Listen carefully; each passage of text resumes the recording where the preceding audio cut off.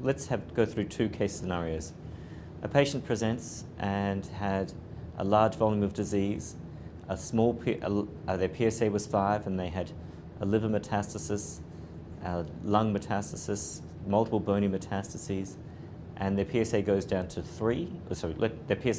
1 with hormonal therapy, and 6 months later their PSA is up to 6, and you can see on the scan that their disease is progressing.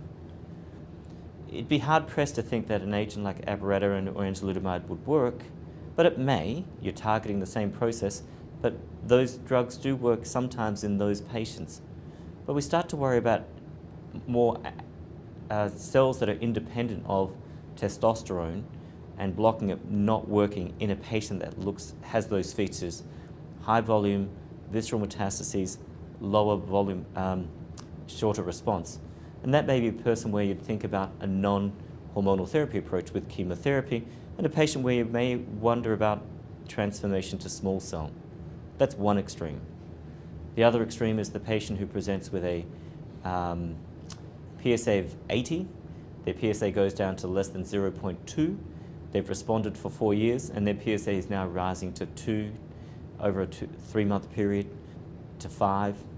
And clearly they've got some evidence of responsiveness to the hormonal therapy, and that's a person where we're increasingly getting more aware that they are more likely to respond to a second-line hormone manipulation with a drug like abiraterone or enzalutamide. So I think those two cases explain the variability, and that's where a clinician has to sit down and evaluate the patient's history and the patient's quality of life and adjudicate which is the most appropriate next step for them.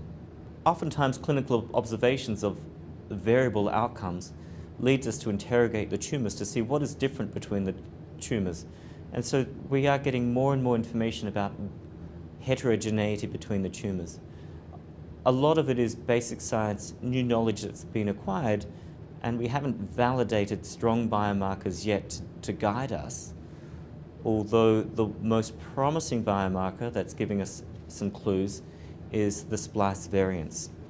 Namely, the androgen receptor in the tumor cells can sometimes be truncated and be autonomous, independent of androgen. So it's driving the cancer independent of blocking testosterone or the androgen receptor. And there's evidence just recently published by the Johns Hopkins team, Antonakis being the first author in the New England Journal, showing that if you have a variant of the androgen receptor, you're far less likely to respond to an agent like abiraterone or enzalutamide. So that's probably the most promising biomarker that we have in published literature to give us a lead as to how these tumours differ between the good responder and the poor responder.